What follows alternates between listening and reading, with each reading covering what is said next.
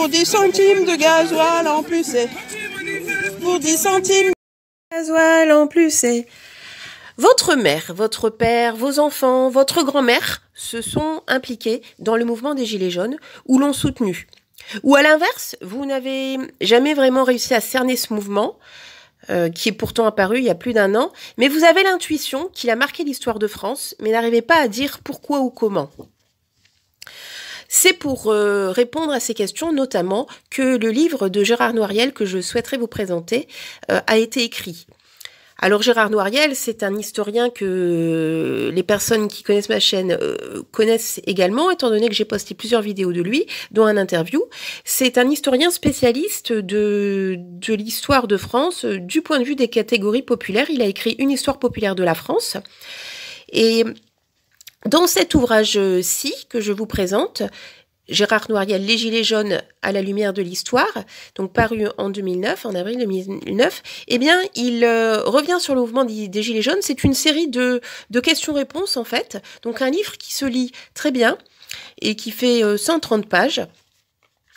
Alors, c'est vrai que ce mouvement, dès le début, il s'est présenté avec beaucoup de références à l'histoire, et plus précisément des références à la Révolution française. On se souvient des chants de la Marseillaise, très chantés, des drapeaux tricolores en manif, des Marianne Gilets jaunes, que j'ai mis dans cette vidéo au début. J'ai également d'autres vidéos avec des Marianne Gilets jaunes en manifestation.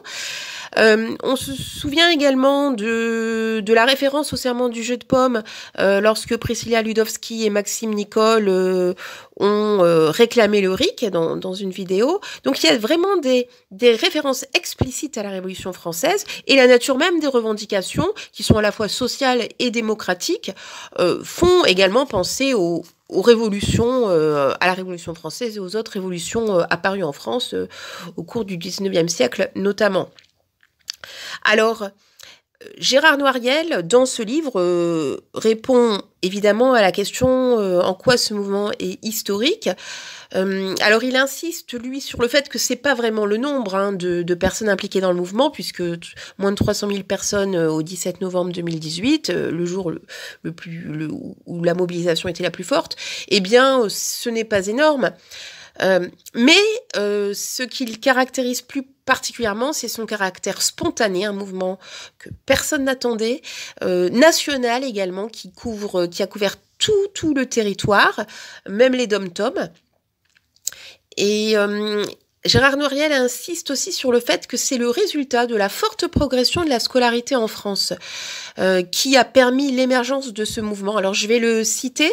Gérard Noiriel dit « C'est donc la capacité collective d'exprimer publiquement sa révolte qui semble la cause principale du mouvement des Gilets jaunes. » Donc il relie vraiment ça à la progression de la scolarité, de l'instruction, et puis évidemment à l'émergence des nouvelles technologies, des réseaux sociaux, qui ont permis évidemment de prendre la parole plus facilement. Et ça, d'autant plus qu'il n'y avait pas de représentation politique des catégories populaires en France, où il y a un divorce énorme entre la réalité de la population française et la représentation à l'Assemblée nationale, où il n'y a que des CSP+, ou des chefs d'entreprise, évidemment, beaucoup. Alors, dans ce livre, on a beaucoup de choses intéressantes, des parallèles faits avec les jacqueries, des parallèles très discutés d'ailleurs justement par Gérard Noiriel, des comparaisons hasardeuses qui ont pu être faites dans les médias sur le 6 février 34, etc., qui sont tout à fait hors de propos et que Gérard Noiriel discute.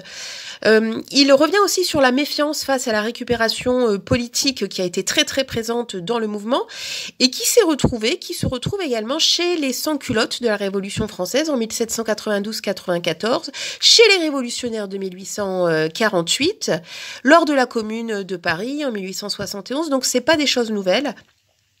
Donc bref, il y a plein de pépites dans ce livre, je vous le recommande, il se lit très bien étant donné que c'est une série de questions-réponses. Il coûte 12 €. Et alors, je vais quand même donner quelques critiques. C'est la principale limite de ce livre, c'est qu'il a été terminé le 31 décembre 2018. Donc, à peine un mois après, un peu plus d'1 mois après le déclenchement du mouvement, alors qu'on sait qu'il a duré plus d'1 an, qu'il dure toujours d'ailleurs. Donc, c'est évidemment, ça limite les choses, mais néanmoins, on peut reconnaître que les analyses de Gérard Noiriel Noiriel sont tout à fait pertinentes, même aujourd'hui, même si le mouvement a muté. Ce qu'on peut peut-être voir dans un autre livre, hein, dont je ne parle pas aujourd'hui, Injirum, qui a été écrit plus tard. Donc malgré tout ça, malgré cette limite, hein, ce livre est très très intéressant, écrit par le spécialiste, hein, qu'il fallait sur le sujet, Gérard Noiriel, que personne ne, voilà, dont personne ne conteste l'autorité. Donc bon, cette limite du temps fait que il y a certaines choses qui sont pas vraiment abordées, hein, les violences policières qui sont sorties énormément dans les médias plus tard, et dont le bilan évidemment s'est aggravé, donc avec, je rappelle, hein, deux personnes mortes et des dizaines de mutilés. D'autres choses qui sont pas abordées, évidemment, bon, la longue durée du mouvement, bien entendu. Également, Gérard Noiriel invoque la nécessité de se structurer politiquement. Et en fait, ça a été fait, on le voit sur les images là que je montre, hein, ce chapiteau. Toutes ces images, c'est la seconde réunion des Gilets jaunes nationalement, donc une structuration politique en assemblée des assemblées, qui a eu lieu, qui a commencé déjà en janvier à Commercy.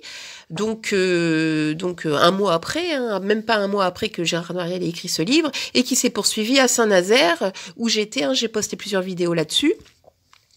Et puis dans d'autres villes encore, la dernière assemblée étant à Montpellier, assemblée qui appelait d'ailleurs à la grève générale.